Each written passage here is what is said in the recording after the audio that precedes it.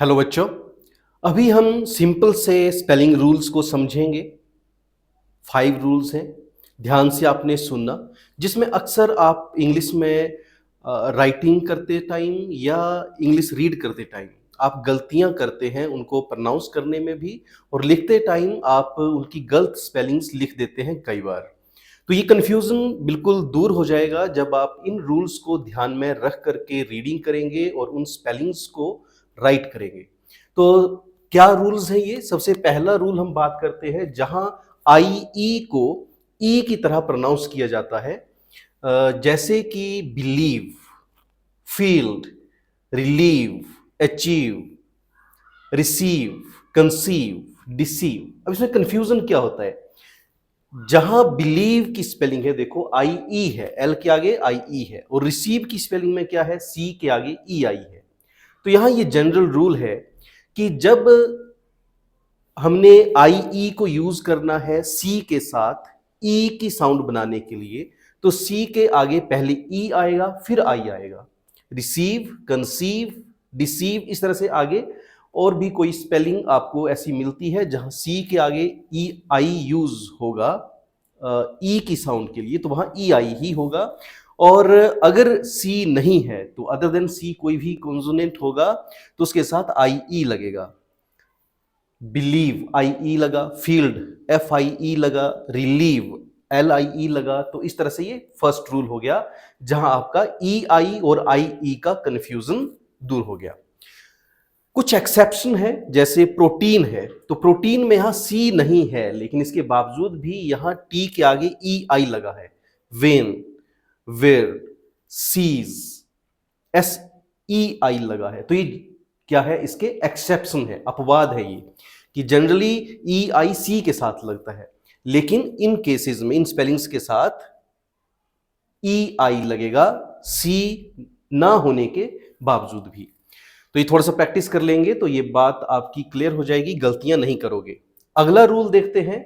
इसमें भी आप बड़ी सारी बहुत बार आप इन वर्ड्स को लिखते टाइम गलतियां करते हैं। जैसे चीयरफुल लिखना है, डबल एल लिख दोगे, कलरफुल लिखना है, डबल एल लिख दोगे।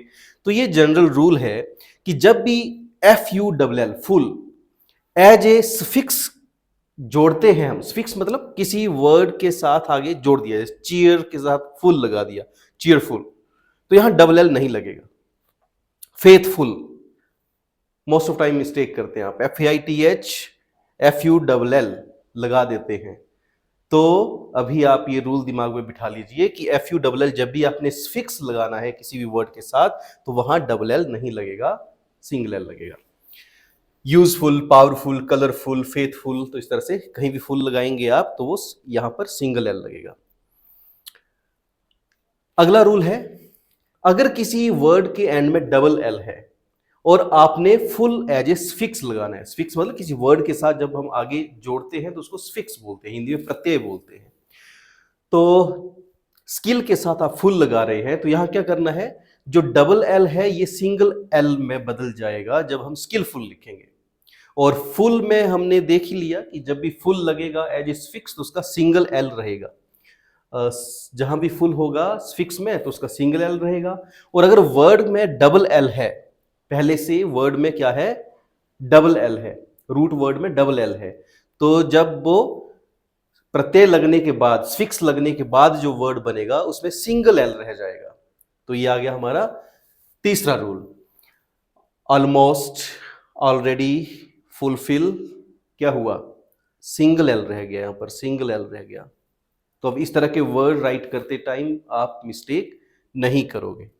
फोर्थ रूल है, जब हम टी को रीड करते हैं या राइट करते हैं, जनरली इसका जो फोनिक साउंड है वो ट है, लेकिन ये साउंड चेंज हो जाती है जब टी आई ओ होता है, टी आई ई होता है, टी आई ए इकट्ठा किसी वर्ड में आता है तो वहां साउंड हो जाती है इसकी स।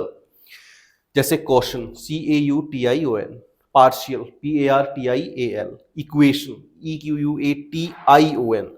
तो यहां पर श की आवाज आ रही है, T I O T I A, patient, T I E. तो T I E, T I O, T I A जहां भी है तो यहां कैसी साउंड आ रही है? स की साउंड आ रही है। Nation, NATION, motion, MOTION।